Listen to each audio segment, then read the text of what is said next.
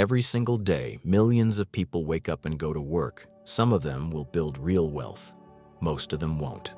Not because they're lazy, not because they're not smart, not even because they didn't try, but because they're unknowingly playing two different games. And here is the part nobody explains clearly. There is an invisible interview happening every day. The economy is constantly asking you one question: are you building value, or are you renting your time? The answer to that question quietly determines who gets rich. Today, we're not talking about motivation, and we're not talking about grinding harder. We're breaking down the actual system that sorts people financially. And once you see how it works, you'll never look at money the same way again. Think of the economy like a sorting machine, not evil, not emotional, just mechanical. It sorts people into three broad lanes. Lane 1, time sellers. Lane 2, value builders. Lane 3, asset controllers. Most people live in Lane 1. A smaller group operates in Lane 2, and a very small percentage dominates Lane 3. The system rewards each lane differently, and over decades, the financial gap becomes massive. Let's start with the most common path. You get trained, you develop skills. Then you trade your time for money. Doctors, engineers, managers, developers, teachers, consultants. Some of them earn high incomes, but income is not the same as wealth. Income stops when work stops. According to Fortune Research, a large percentage of Americans, even high earners, live paycheck to paycheck. Why? Because the system caps time. There are only 24 hours in a day. So, even if you earn $200 per hour, you cannot multiply yourself infinitely. The system rewards time linearly. If you have interest in reading the research, I have added a link to the research page in the description below. Now, let's move up to Lane 2, which consists of the value builders. Value builders create systems that generate output beyond their physical presence.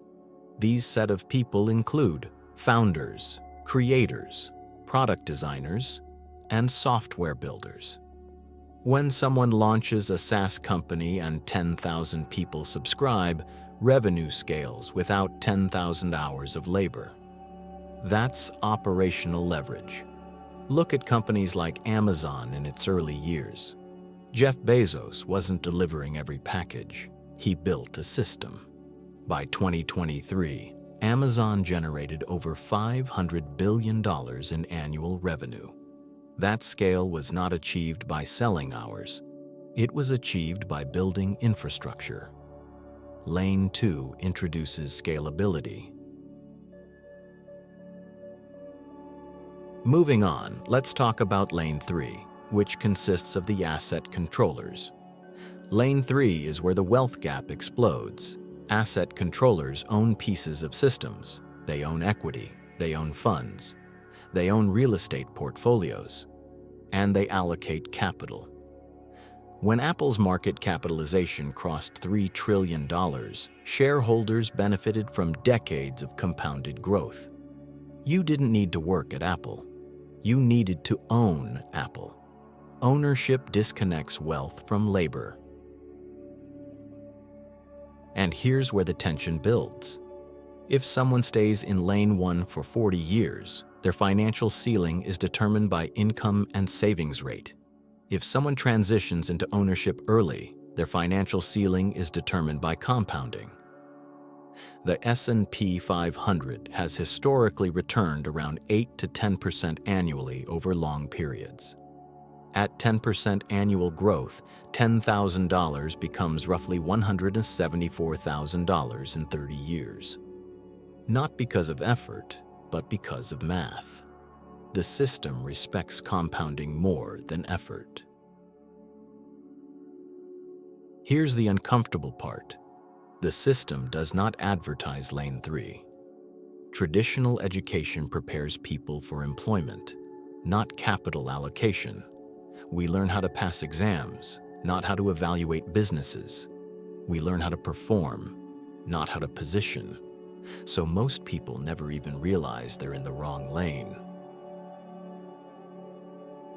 Warren Buffett started investing at 11, but what truly separated him wasn't him being a genius. It was his early exposure to capital markets. By age 30, he was already managing partnerships. He wasn't selling his time. He was allocating capital. As of the day this video is published, Berkshire Hathaway, which is owned by Warren Buffett, controls hundreds of billions in assets.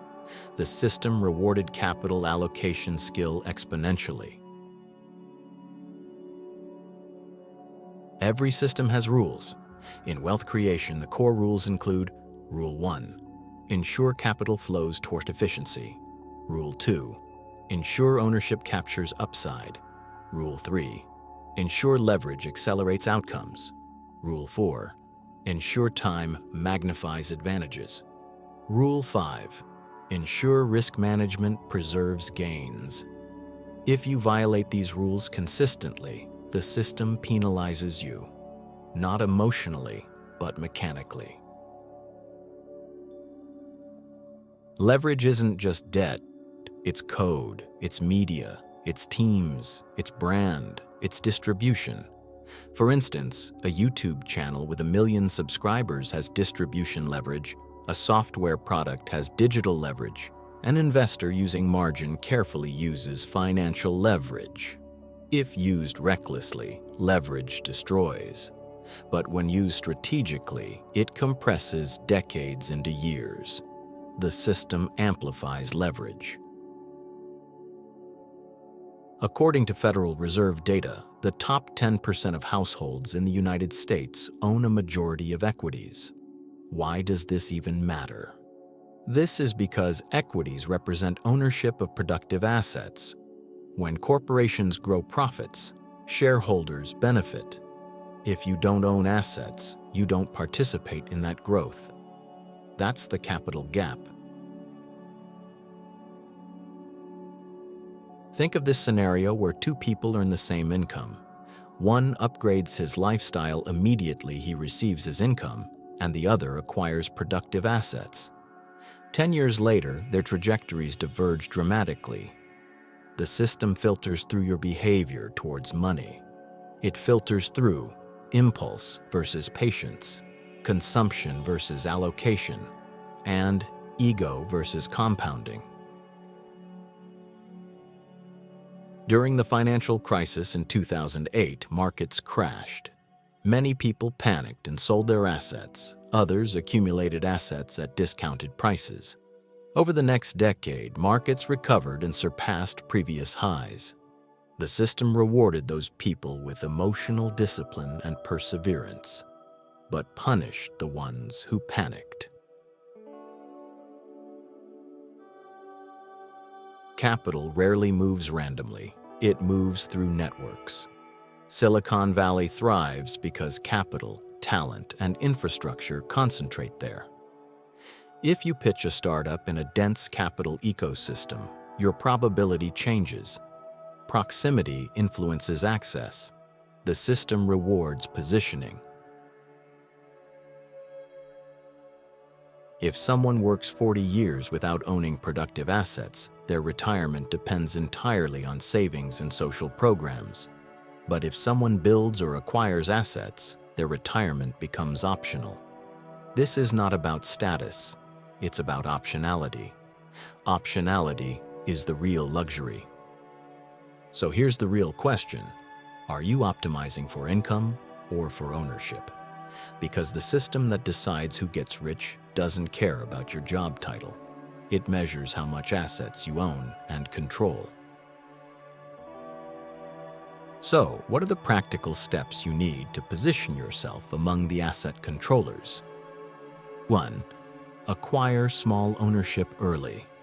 You don't need to start with millions. You can start with partial ownership like index funds, fractional shares, employee stock programs, and small business equity. Participation matters more than size at the beginning. 2. Build scalable skills.